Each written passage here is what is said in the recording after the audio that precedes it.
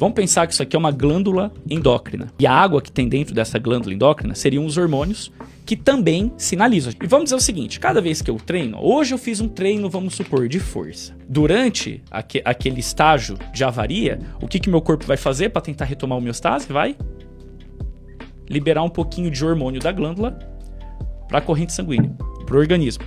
E esse hormônio que entrou na corrente sanguínea vai entrar dentro das células, vai produzir mecanismos de sinalização para fazer síntese de proteína ou regular quebra de homeostase que tenha nesse organismo. E aí vamos dizer o seguinte, que de um dia para o outro, a minha garrafinha, no caso a minha glândula, ela consegue produzir aqui mais 100 ml de água. Só que cada vez que eu treino é como se ela liberasse 200. Então a cada dia que eu vou treinando, um seguido do outro, é como se eu fosse diminuindo cada vez mais o conteúdo da garrafa. Cada vez que eu derramei é como se fosse uma sessão ou uma semana de treino. Chega uma hora, eu praticamente esgotei de água que tem nessa garrafinha, que aqui na nossa analogia seria a capacidade dos nossos sistemas do organismo que são responsáveis pelo processo de adaptação. Chega um momento que o seu organismo, ele fadiga. A parte sistêmica, eu não estou falando do músculo isoladamente. E nesse momento, o que é importante fazer? Diminuir o volume de treinamento para que dentro das células, vamos pensar que isso aqui é o músculo. Cada dosezinha de hormônio aqui que o músculo recebeu, ele sinalizou para produzir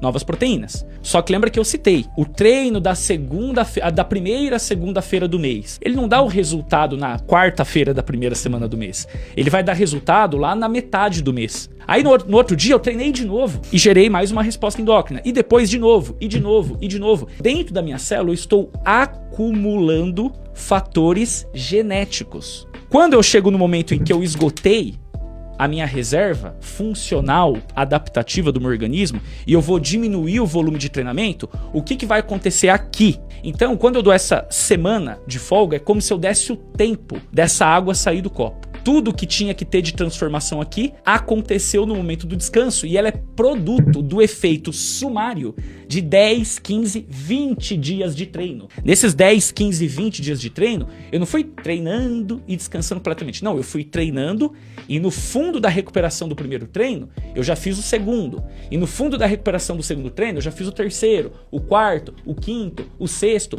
E ao longo desses 10, 15 dias de treino, a minha capacidade de trabalho não está aumentando. Pelo contrário, ela está diminuindo. Perfeito. Porque eu estou acumulando cansaço. E estou exaurindo sistemas do organismo que são responsáveis pelo processo de adaptação, certo? Na hora que eu tiro o pé e dou o descanso, além de você obter aqui um efeito retardado de treinamento, além de eu ter tudo isso aqui, esse sistema, a garrafinha vai encher de novo. Opa. Porque naquela semana que eu dei descanso, ela parou de liberar. Então, meu sistema imunológico vai se recuperar. Meu sistema endócrino vai se recuperar. Aí, justamente porque eu dei esse descanso, eu paro no terceiro estágio, que é a adaptação estável, otimizada. Se eu não tivesse dado esse descanso, vamos supor, eu já tô aqui, estamos com 3 semanas de treino. Chegou, ó, 4ª semana de treino, 5ª semana de treino, ó. Não tem mais nada aqui. Na hora que eu treino, qual é a resposta que eu dou? Não tem mais resposta. Isso é o que a gente vai chamar de overtraining. Ou estágio de adaptação indesejável, porque você está esgotando as reservas funcionais do organismo na tarefa de adaptar-se à carga de treinamento ou ao fator estressor. Por isso que a gente fala, os mesociclos, mais ou menos um mês, é o tempo que o organismo tolera altas cargas de treino. A gente fala que a duração do mesociclo varia de 3 a 6 semanas. Por que de 3 a 6? Porque dependendo da natureza do estresse, é mais ou menos o tempo que o seu organismo aguenta, sabe? Esse auto-estresse sem dar pane. Todo o mesociclo vai envolver 3 ou 4 microciclos, ou até mesmo 5, 6.